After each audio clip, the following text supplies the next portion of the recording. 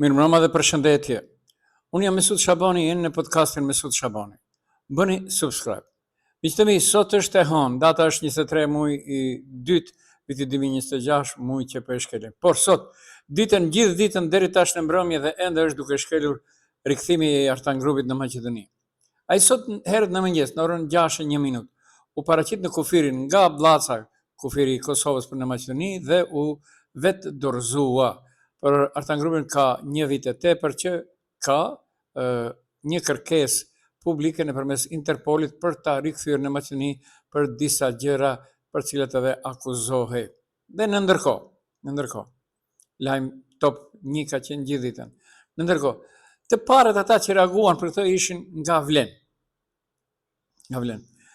Babai im Rehmet i Paspirti dhe shokët e tij ish të përgosur politik thonë, të parët reagojnë ata të cilët sikur e kanë mizën ndërkësuar. Të tjerët të mençurit presin pak. A do t'i jap Artan Grupi goditje fatale Aliametit dhe BDI-s tanë nga Vlen. Dhe kutia e zezë e qeverisjes së BDI-s më në fund është dorëzuar. Artan Grupi është pjesëmarrës dhe ekzekutori të gjitha marrëveshjeve të errta të BDI-s. Prandaj, BDI po dridhet nga frika se nuk e din se për çfarë është gati të flas Artan Grupi. Thon nga deklarata e Vlenit herët, shumë herët. Në ndërkohë, ata të cilët e kanë mizën ndërkësuar, pra Vleni, në përjetës sociale kanë nxjerrë njerëzit e vetë dhe çfarë nuk kanë thënë për Artan Grupin. Ama çfarë nuk kanë thënë, të vërtetë dhe pa të vërteta. Dhe themi edhe çfarë ndodhi me Artan Grupin në mbrëmje. LSDM-ja e dyta foli për kthimin e grupit. BDI po e shpëton Mickovskin nga afera Trondice 5 tonëve drogë. Nuk ka kamera për 5 tonë drogë, ndërsa pas ka pas për Artan Grupin. Dardha ka bisht. Dhe të ndëgjëm se çfarë thon nga LSDM-ja. Почитувани граѓани, почитувани медиуми, секој кој го прекршил законот мора да одговара. Дуи го спасува Мицковски, му фрлија гума за спасување. После денешниот театар на македонската граница, веќе на сите им е јасно дека бегството на Арtan Групи беше политички договор. Сада само ова го најави уште во декември 2024 година. Сега само се потврди пред очите на македонската јавност. Како што се договорија да го пуштат, така сега се договорија да се врати. На овој начин, ВМРО со поддршка од ДУИ сака да го покрие најголемиот наркоскандал со 5 тони дрога, кој води до врвот на владата на Мицковски. Но и бројни скандали со криминални тендери за кои повеќе од 80 дена нема никакви одговори. 161 тендер за семена фирма на директорот на Созара, 51 тендер за Pyramid Building, 74 тендери за Ленди Груп, 9 милиони евра за фирма со двајца вработени, 1,2 милиони евра тендер преку пошта за фирма блиска до Знам. Po pra, LSDM-ja vajtonte. Dhe në mbrëmje ndodhi një kthim mjaft interesant. Një kthim. Reagoi edhe BDI-ja për kthimin edhe pak. Kthimi i grupit tanë nga BDI-ja kërcënon procedurë të drejtë dhe të paanshme. Bashkimi Demokratik për Integrim e vlerëson pozitivisht vendimin e Artan Grupit për të dorëzuar dhe kthyer në vend, duke krijuar kështu mundësinë që përmes një procedure transparente, të drejtë dhe të paanshme të paraqiten të gjitha argumentet në dispozicion dhe të sqarohet e gjitha çështja. Dhe, pra, e themi edhe këtë me plot gojë, reagoi edhe VMRO dhe PMN-ja. Koha për përgjegjësi. Grupi do të përballet me drejtsinë për krimin e kryer me vlerë miliona dollar, tha Petrushevski, deputet i VMRO dhe PMN-s. Okej, e tha. Dhe çfarë ndodhi sonte? Në mbrëmje prokuroria tha burg shtëpiak për Artan Grupin dhe mas sigurie i merret pasaporta.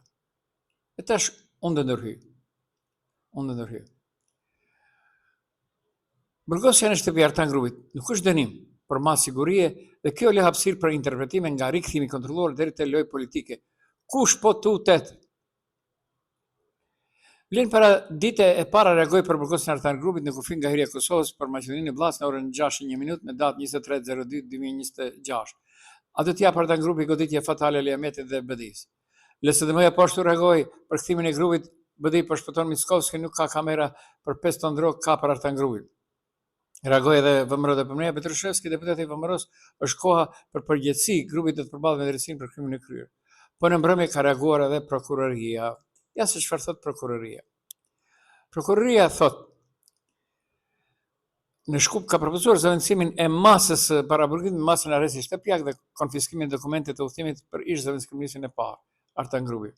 Të tjerë nga prokuroria vlerësojnë se shumica e provave tashmë janë siguruar se i dishuri është paraqitur vullnetarisht pranë organeve të ndjekjes dhe se ekzistojnë indikacione për rrezikim të sigurisë së tij në paraburgim.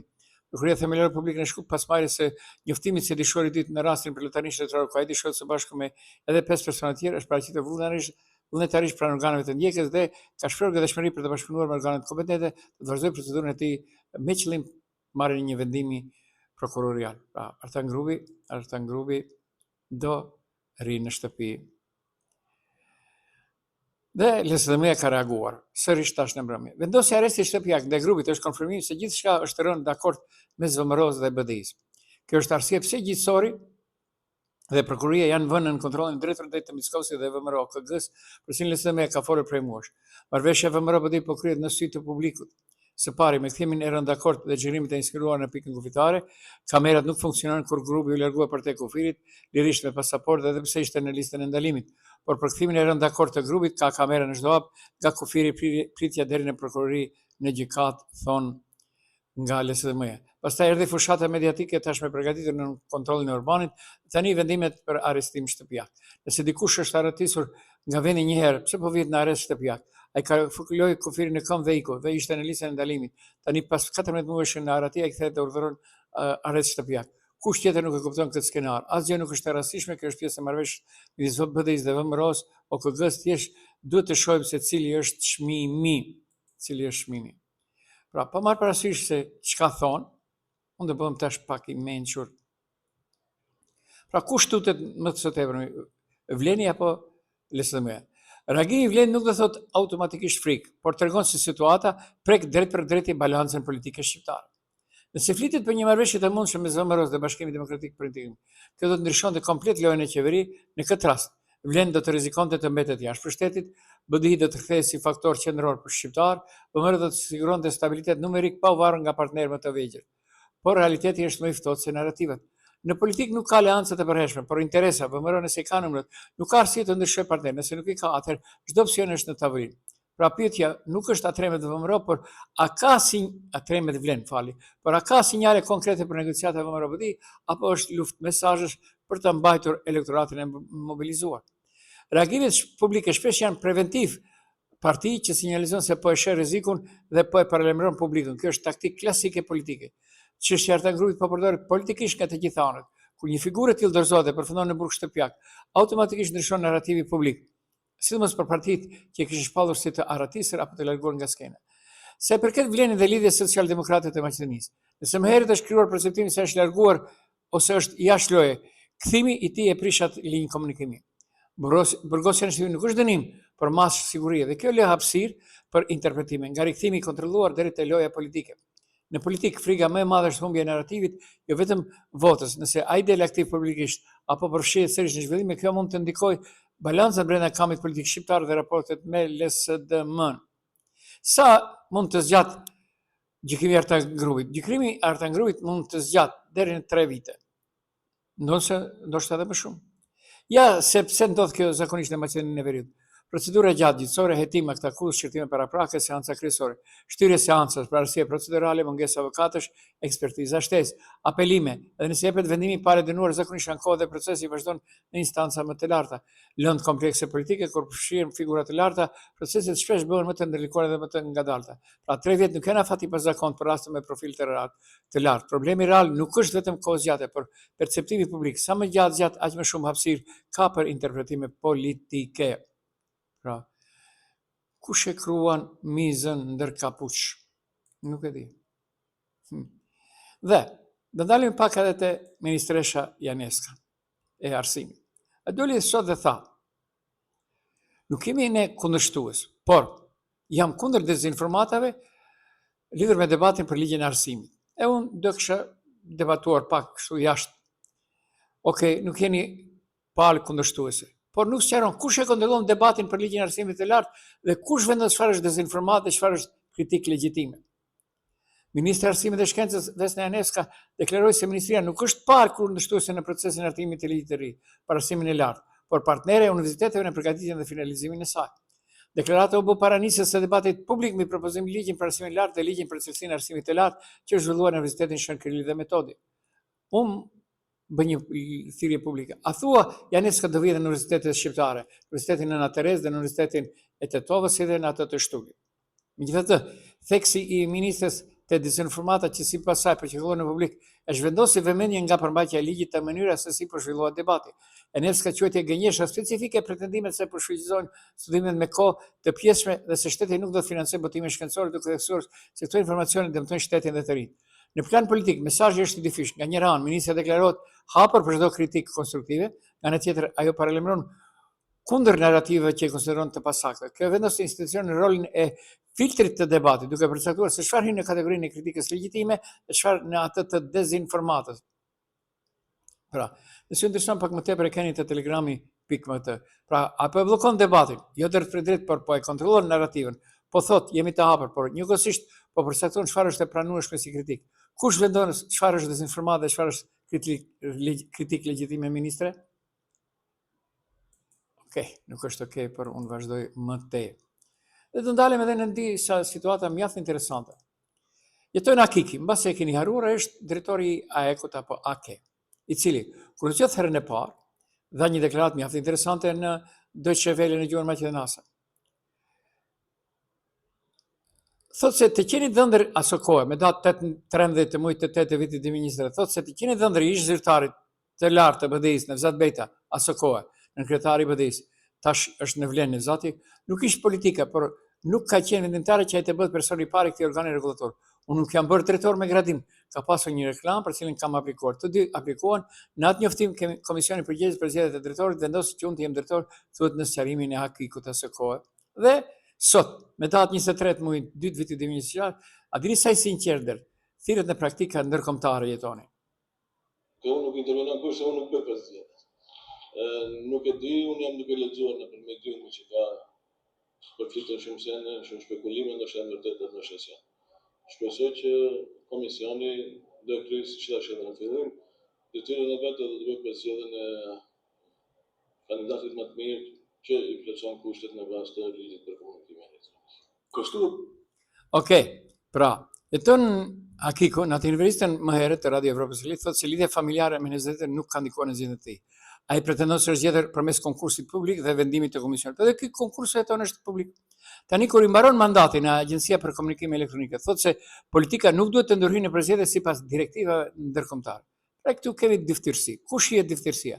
Dyftërsia perceptohet në kontrastin mes fjalës dhe kontekstit. Kur u zgjodh, minimizon çdo ndikim politik dhe paraqet proces si teknike ligjor. Ndërsa tani thekson se politika nuk duhet të përzihet, çka nuk kupton se ekziston rreziku sipas tij i përzierjes politike.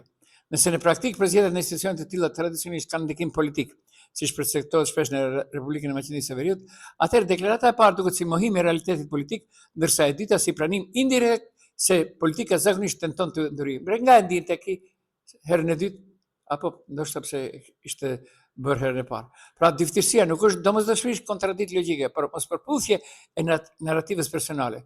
U zgjodha vetëm me merit dhe realiteti politik të sistemit ku vepron. Ose procesi ka qenë realisht i depolitizuar, që ndodh rrallë në praktikë në Maqedoninë e Veriut, ose politika ka qenë faktor, por ai e mohon kur i konvenon. Diskursi i depolitizimit në një sistem me perceptim të lartë të ndikimit partijak po ndodh në Maqedoni. Okej, nuk është okej, por unë vazhdoj më tej. Dhe të ndalem edhe pak në Tetov. Ish kandidati për kryetar komune Bajram Rexhepi, të cilin aso kohë në vitin 2025 e pat ngarkuar shumë një deklaratë publike e botuar, edhe pse ai s'kishte bënte as pak me të, por partisë të cilës i përkiste e paguaj të shtrenjtë. Deklaratën e Musa Xhaferit dhe të vlerim buxhetit në Shkup lidhur me Tetovarka. Mirë po ja se çfarë po ndodh tash në kohën e Bilal Kasamit, mandati i dytë. 100 ditë janë të mjaftueshme për të treguar vizion, thot Bajrami, seriozitet dhe drejtim të qartë, gjëra të cilat nuk i shohin në vepër këtu në Tetov. Kanë kaluar 100 ditë nga fillimi i mandatit të dytë të udhëheqjes aktuale të komunës. 100 ditë janë të mjaftueshme për të treguar vizion, seriozitet dhe drejtim të qartë, gjëra të cilat nuk i shohim në vepër. Sot tetova përballet me kaos të vazhdueshëm në komunikacion, semaforje funksional, kolona kilometrike, mungesë parkingi dhe asnjë plan komunikacioni trafik. Betonizim të pakontrolluar dhe mungesë të planeve urbanistike që shërbejnë qytetarëve dhe interesit publik. Projekte të nisura për kamera e slogane e që lihen përgjithësisht sapo mbarojnë zgjedhjet. Pasiguri në shkollë dhe mungesë koordinimi institucional. Problem serioz me qendrën e saktë, pas zgjidhja afatgjatë dhe pa transparencë. Nuk ka raport dhe llogaridhënie për këto 100 ditë, ndërkohë që agonia institucionale e 4 vjeçare të kaluar po vazhdon duke bërë keq e më keq nga dita në ditë. Mandati i dytë duhet të ishte mandat përgjegjësie. Në vend të kësaj po shohim stagnim dhe improvizim të zbetet. Tetova po shndrohet në një qytet pa shpresë, një qytet të improvizimesh dhe lojrash të pista politike, me krenari dhe lavdri të plagosur rënd. Një arenë pazarësh të ulta ku intelektualizmi sulmohet çdo ditë dhe vlerat e qytetarisë dhe vare për ngulfaten pamërshishëm. Qyteti ynë ka nevojë për plan zhvillimor ekonomik, ka nevojë për rende siguri për projekte të përfundojnë dhe vijnë në funksion të qytetarëve. 100 ditët e para janë paralajmërim dhe bilanci i zimbi atë se nuk duhet të menaxhohet dhe se si qyteti ynë po shkon. Koha llogaridhënies ka filluar.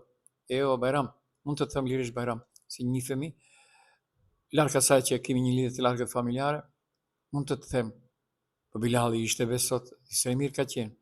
Unë sot e pash në një prononcim të ushqimet gratis që o japin atje dikon studentëve, ishte, edhe ai shpërndante.